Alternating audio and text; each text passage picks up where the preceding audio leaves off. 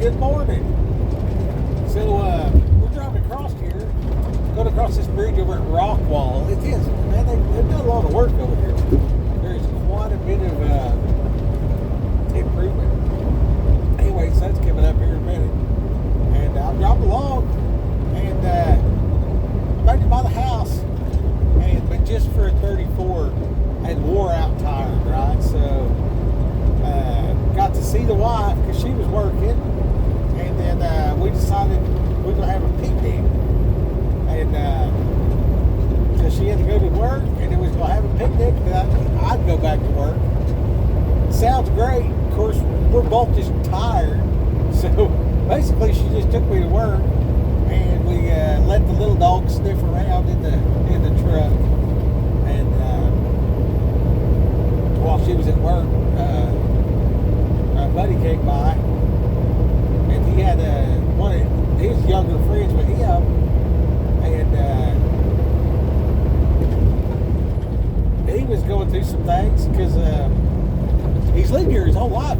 He's 20-something years old probably, but his dad came here working, and he was never documented or anything else like that, and so he had some kind of deal where he had to go down there to the courthouse or whatever, and they're righteous people, you know what I mean? They do stuff right, and the kind of guy you want around, you know what I'm saying? And just hard working his whole life, never done nothing wrong. Anyway, so they go down to the courthouse, and they had an ice hold on him, and they went down there and they talked to him and everything else like that, got everything checked out, and they let him stay, man. They let him stay. And that was the right call. It really was. And there's a lot to be said about that. But here's the beautiful part about it. Okay, so they picked me up, and then I was going to town, and I just rode with them, and I was going to get some stuff for the picnic, and so he said, hey, I got to take so-and-so home or whatever. So we go by his house and everything. We're dropping him off. And I started just talking about Jesus like I do all the time. And I'm telling this dude this, that, and the other, whatever. And this is before he said any of the other stuff. And I was like, well, we talked quite a bit. A lot of it was personal. And we'll keep that confidential. But I said to him, I was like, have you ever read the Bible? He's like, no. I was like, well, you need to do that and everything, and talked about faith and stuff and everything. And I said, do you want to know Jesus? You know what I mean? Do you want to be a part of it? But he's like, yeah. And I told him about how, Paul used to be Saul, and then Jesus showed up, and he's like, it's hard to, when you're working against me, persecuting my people and all this kind of stuff. And after that, he told me about how his dad had a hold from ice, but his dad had to go turn himself in or whatever else like that. And they're like this, that, and the other, and they went through everything, and they're like, you're a good dude, just like keep doing what you're doing because you ain't hurt nobody, you know what I mean? Like you're a net positive to our community. We're glad you're here, basically. And who goes like 45 years without a speeding ticket? You know what I mean? And I don't know that he did anything wrong. Like he actually, pays his taxes and everything else. So like, other than crossing the border illegally 45 years ago or whatever, a long time ago, seems like if you show up and you help build the community since 1980, if you're going to be some kind of evil person, like it would show after a while, you know what I mean? Like, anyway, God just had favor on him. I don't know how all that stuff worked out, but it worked out. And then I don't know none of this, and I'm telling this kid this, and I say kid, to me he's a kid, he's probably 20, 22, and he, he's full, citizen and everything, born here, went to school, he's working, has a job, just a normal kid. And he tells me about his dad. So I told him about how Saul had to have, how these other disciples had to have the courage to know that Saul, the killer, had paperwork on him, and he's going over here, you know what I mean? And then, the dude's like, all right, and then this other guy has to come over here and pray for him because the angel told him to, and then Paul, of course, he's blind, and he prays for him, the scales falls away from his eyes, and he says, what must I do to be saved? And he said, repent from your sins and get baptized. You know what I mean? And then he tells me about that and everything. I was like, I said, you should be getting baptized and stuff like that or whatever. I said, but do you want to say the sinner's prayer right now? I was like, we can do it right now. And so we said the sinner's prayer. You know what I mean? And all that. And then, encouraged him to read the Bible, do some discipleship first, and then get baptized when he knows what he's doing. I said, we can go we can drive to the lake right now. I'll baptize you right now. But I feel like it's such a big deal. You need to know what you're getting into. You need to study for a while and make this a right commitment. You got to go about it the right way. We can't just say a prayer and take a bath in ignorance. You know what I mean? You want to make an educated, informed decision. I said you're on the right track. Don't get me wrong, but you got to put in a little effort to know what you're doing first. That way, it's legit in your heart. I said I can baptize you right now, and it would be legit, but in your heart, it would be.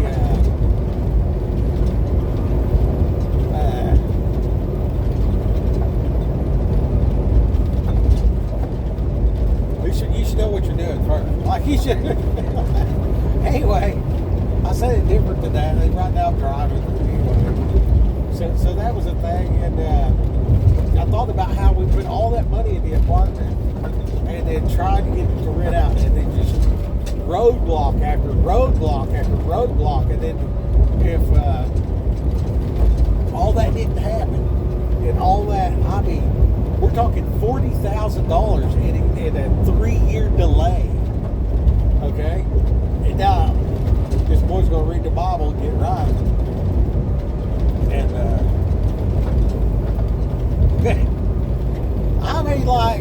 it's no wonder that all of heaven rejoices when somebody gets saved, man. It's got to be the coolest thing you can do. Just to be a part of it. I don't know what my little piece of it was or whatever, but I know I can look and see all this stuff that it took to set it up. You know what I mean? When you think about what did it take for him to bring the Bible to America, for us to be able to read it and translate it and come up with a printing press and all this stuff that came from that. It's hot. And summertime and everything like that. But a lot of the engineering it took to make the printing press is the same thing that led up to an air conditioner. You know what I mean? Like you can thank God, whether you're atheist or not, you can thank God for the Bible. Like you owe the Bible thanks that you have a car and an air conditioner and plumbing.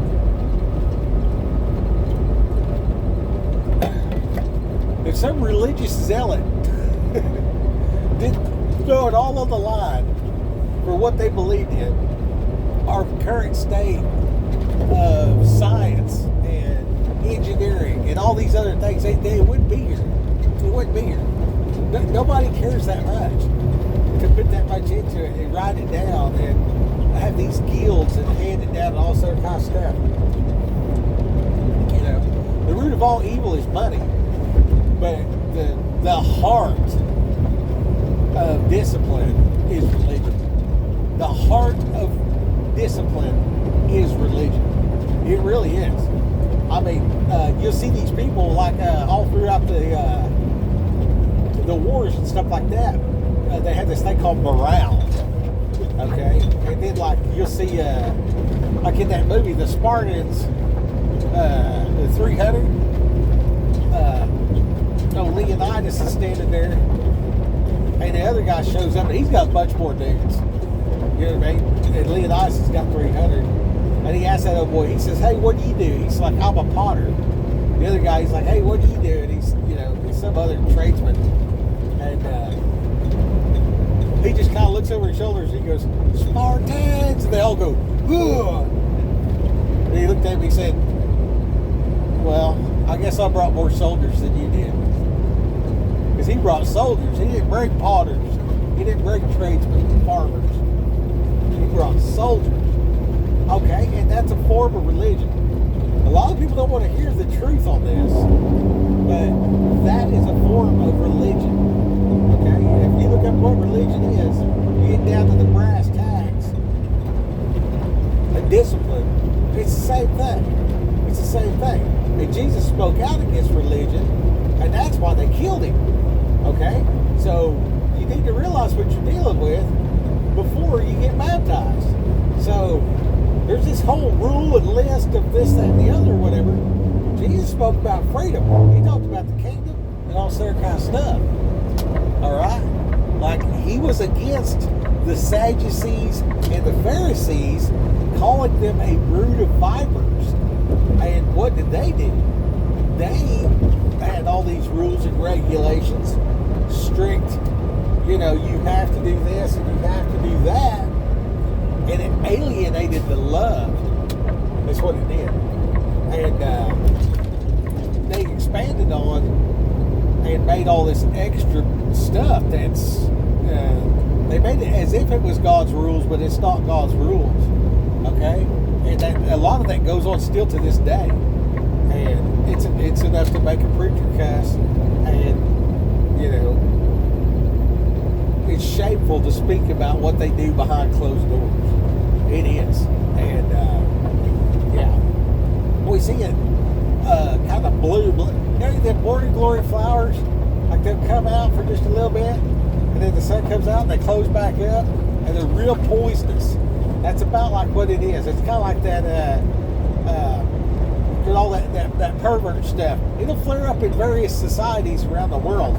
All the perverts will flare up, and it's because they've been poisoned. You know what I mean? They've been poisoned in their mind. They've been poisoned in their body. Most times it's the water.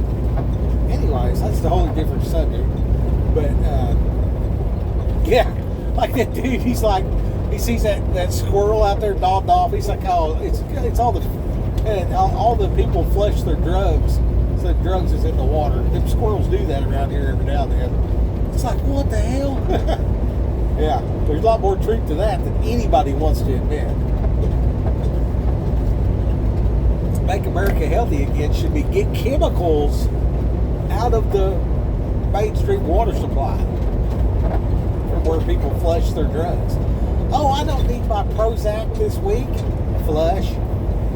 It goes through a deal. It gets the, sediment out, But it doesn't do anything for getting the chemicals out. There are police reported ahead. I see them. They're right there. They're standing in the road.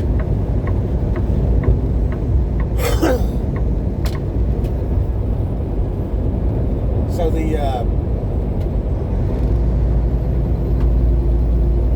trust grows, and the interactions, the daily interactions, reps and sets, every day.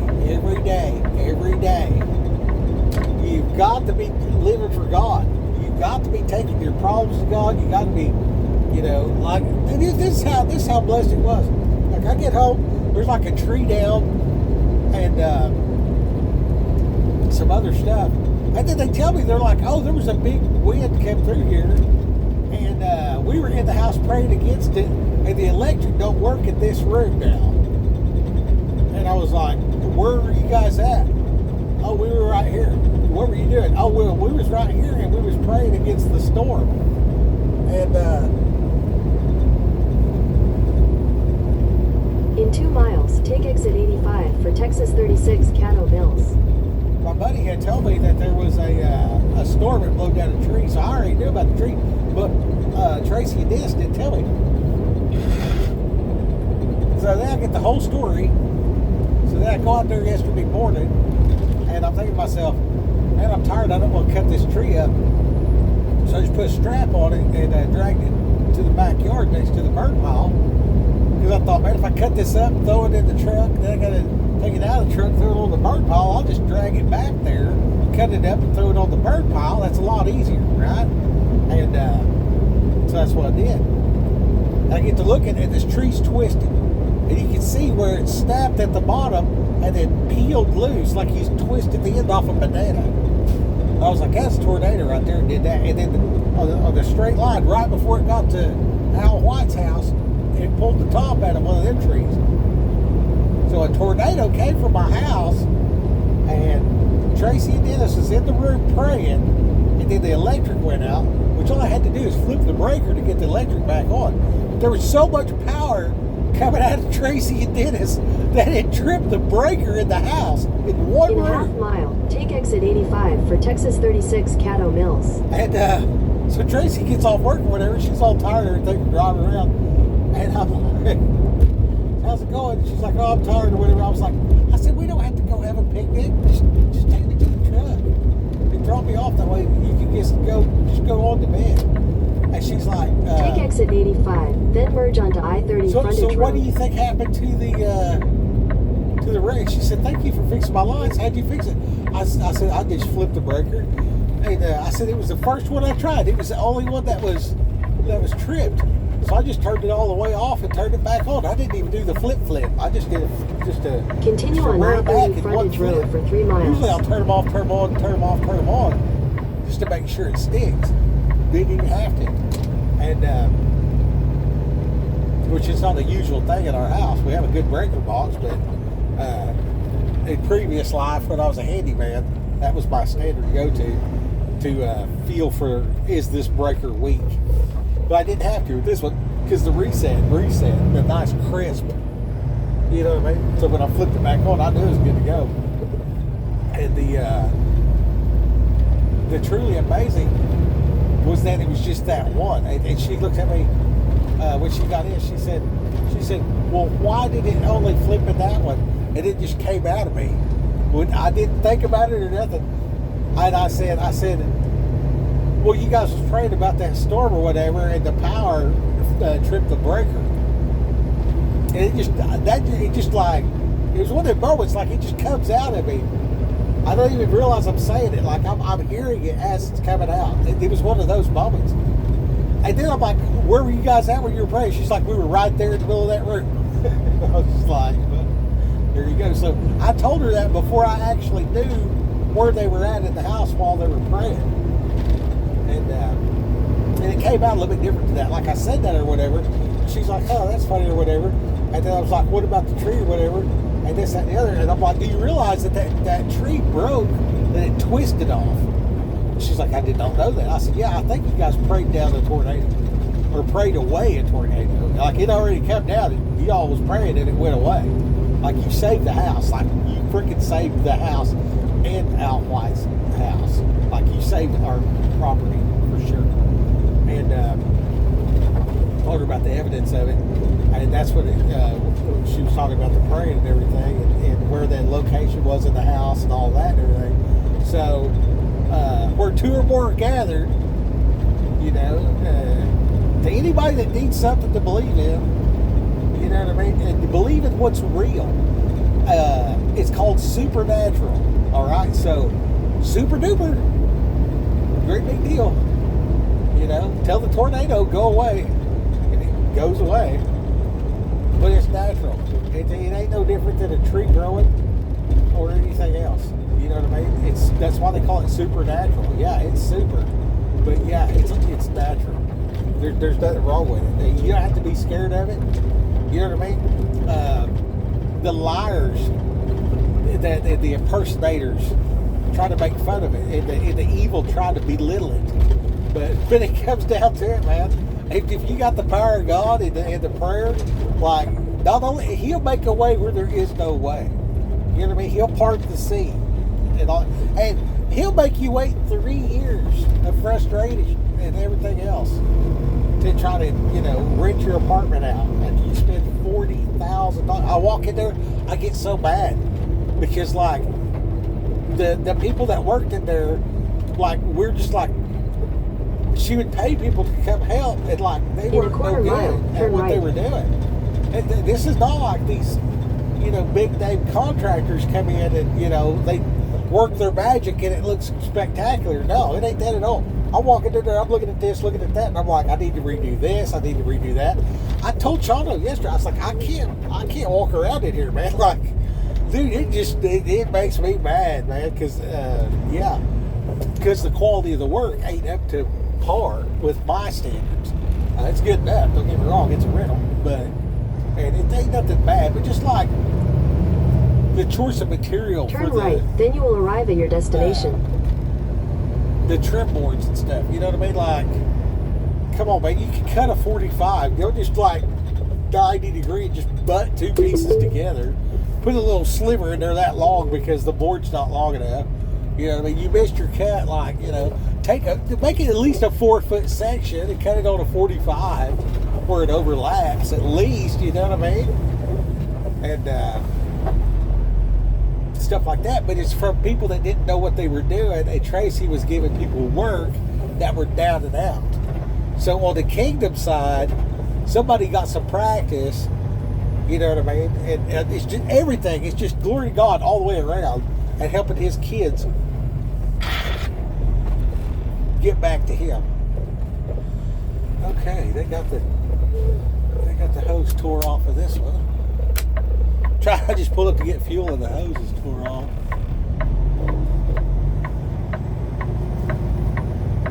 That's always not fun.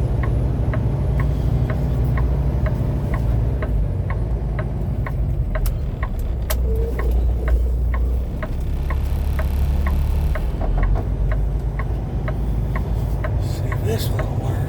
Oh, there's somebody's big old piece of their trailer sitting there. Okay. Well, they've had quite the evening over here. Anyway, so that's it, man. That's all I got. I got to get this fuel put on. And hope y'all have a great day.